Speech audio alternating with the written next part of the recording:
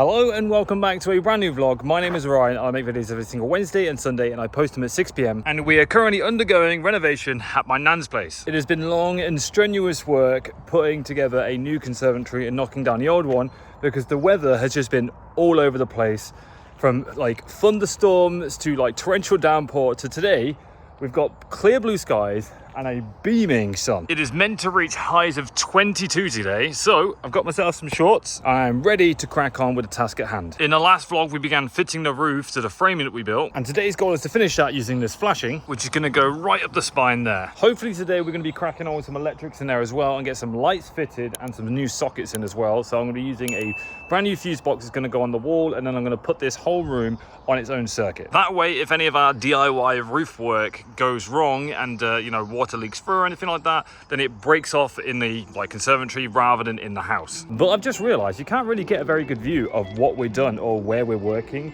from down here, so why don't we send up the drone?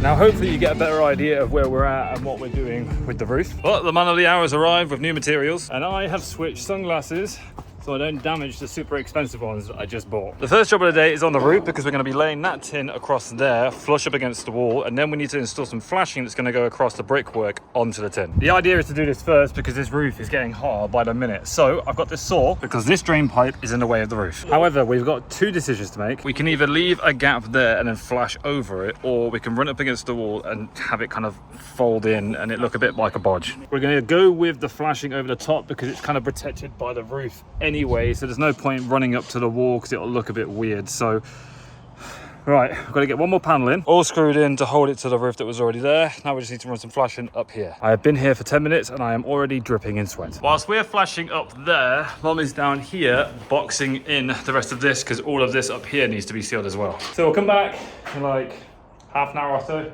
see what it looks like. And I think the intention here, because this is old flashing that we can't take out because it's sealed into the concrete, is probably to flash over the top of it and try work out down there. If we go close enough to the wall, hopefully it should run down there and stop any water getting through at all. With that bit done, we need to continue across to there. And after a lot of faff, we've come down from the roof because we are melting and very dehydrated. God, it's hot up there. But we have managed to seal all the way across to the corner. For now, we're gonna wait before we carry on our line, but I think it's all right. Now we're going to attempt to bring it across here to that corner. I've actually never worked with flashing before, and it's super annoying to like work it into the grooves. So it kind of went up and down. So what we ended up doing was laying out like two layers. We did one across the grooves and then onto the wall a little bit. Then we did a straight edge across the wall to go over the top of it. That was the only way that we could seemingly get it to work. Job's good. Now we just need to seal this end off and we are done. That is another job done. We are now currently working out the angle so we can bring this all the way up flush to the corner. The basic premise here is to basically find this gap and then obviously bring the angle across so we can cut a triangle out the corner there. Like so. Okay, the moment of truth. Is the angle right? The survey says, oh, he's only gone and done it. All we need to do now, screw it down and then put some flashing at the top. Just like so. Now that we have that up, we're going to put some barge boarding across here, which means cutting this 6x2 off. And there's only one way to do that. That is with a chainsaw.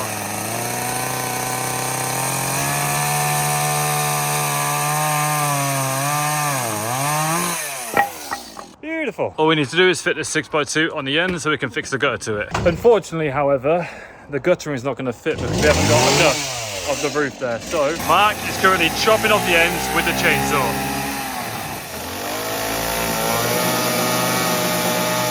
And then we can screw the board up. We just need to follow it along here and down there. And just like so, we are ready to hang up the gutter. Now, I guess would be a good time to see how my mom has got on with boxing everything in.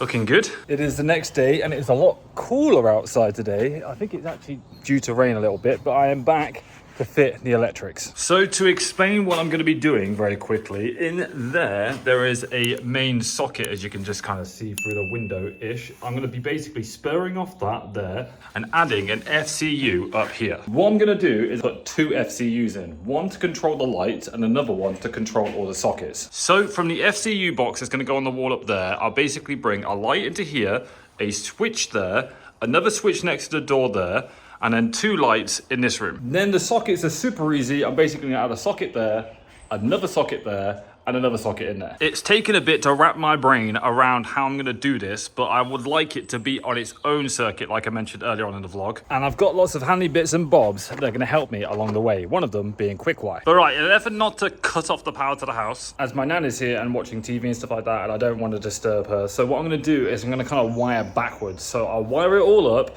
to the FCU that's going to go on the wall, and then later on down the line I'll connect it to the house and we'll have power. So with that in mind, I'm going to stick a socket right there and feed it up to the ceiling. Because I'm actually working with the exterior brickwork of the house and this may not be here forever, I'm not going to be chasing any wires into the wall. I'm literally just going to clip the wire up the wall and then maybe get some trunking to cover it up later on. And that also means that I'm going to be surface mounting all of the sockets and boxes on the wall. So the first thing I'm going to do is prep the box by just poking some holes out here where we're going to be splitting our screws and where the wire is going to pop out at the top there.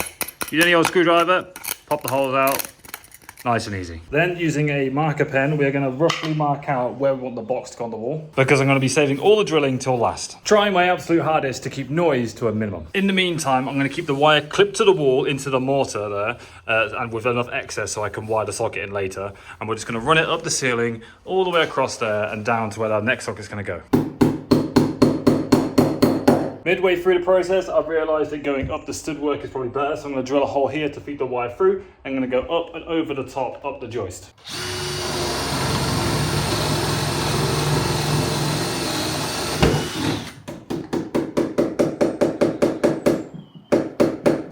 Lots of sweaty hours there. We have a wire that now feeds all the way across the beamwork and down to our other socket. So as you can see, we've got a socket there and a socket there. Now I could daisy chain from here, go up again with another wire and bring it back down again for here. But to save myself some cabling and so many wires running up and down the wall, I'm going to use a splitter. One of these fancy things from Quickwire. So to do this, all I'm going to do is cut this wire in half here, trim it back 22 mil, like so. Then it's as simple as just sliding it in there, like so, and it should click into place. It's just really hard to do one-handed. Just like so. Now my cable is going to go to the FCU from here. It will go over to that socket over there, and it also runs down to this socket here. I have an additional port in here if I want to run another plug into this room later on, but Nan said she doesn't need one right now. So all we need to do is run this wire all the way down to the FCU. Now that we've got it all wired to the wall, I need to clip the cable and fit it to the box. A little bit of wiring later, that is job done. I think now is probably a good time to fit the back boxes with the drill.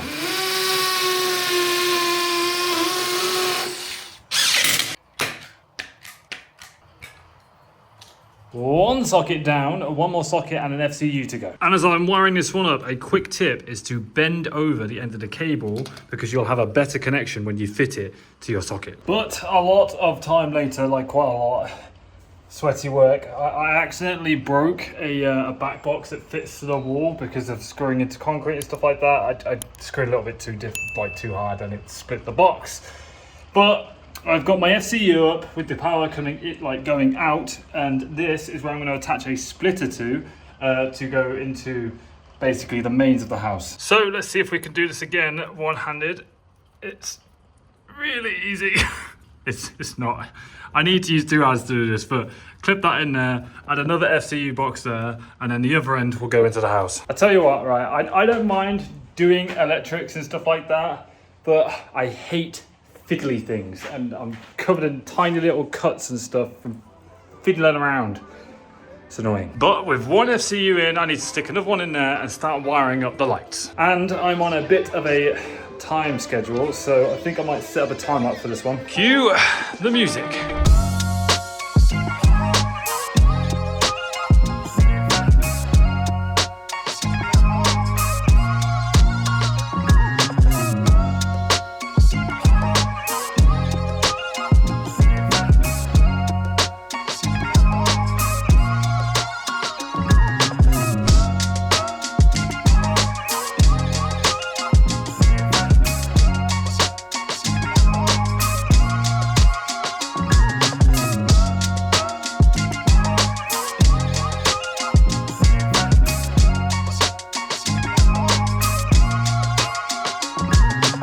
Okay, I think I have done all I can do for today. I have run out of power in my light, so I can't see a great deal, but I got 2 FCUs up there, one for the 2.5mm cable, which feeds the sockets, another one for the 1.5mm that feeds all of the lights, and then that goes up there, follows all the way down here. I have a cable splitter up there, so I can send a new switch down over to that room. Then I have one here for a light. However, I am running out of materials, so it's got a T-splitter on it right now. It needs a switch and load.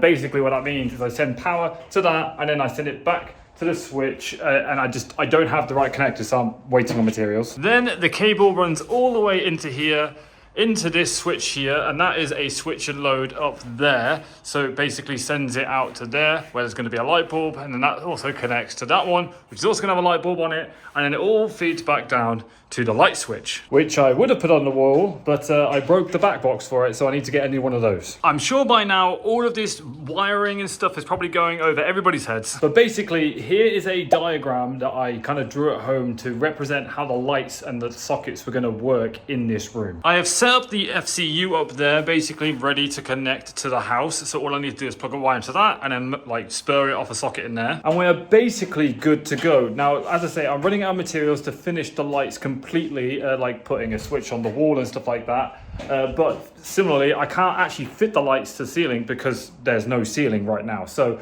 I've basically done most of the wiring that I can do for today. It is miserable weather, however, it's given me a good chance to see that our handiwork with the roof is working. So all in all, we are getting one step closer to finishing the conservatory. There is still obviously quite a lot of stuff to do when it comes to like filling all the holes in, adding the gutter to the outside, alongside a bunch of other interior stuff. So like this series is going to continue.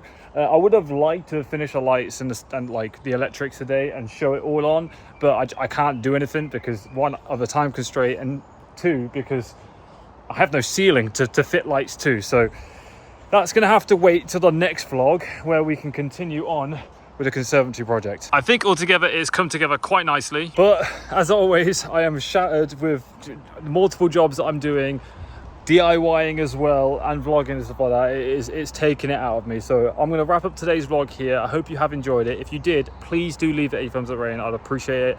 I probably need to remind people earlier on in the vlog when I start to lose people to do that, because it helps us reach new and more people for the channel. And obviously we're on our road to 25k, I think. I don't know, I've not really been keeping track of it. I've just been making videos, posting them, and like replying to you guys in the comments down below. Like I'm just thoroughly enjoying myself at the moment. It's tiring stuff having multiple jobs and doing stuff like this, but it's all worth it. I like doing it. I hope you enjoy it as well. But as always, guys, it's been Orion. Thank you so much for watching. Peace, much love. Bye bye.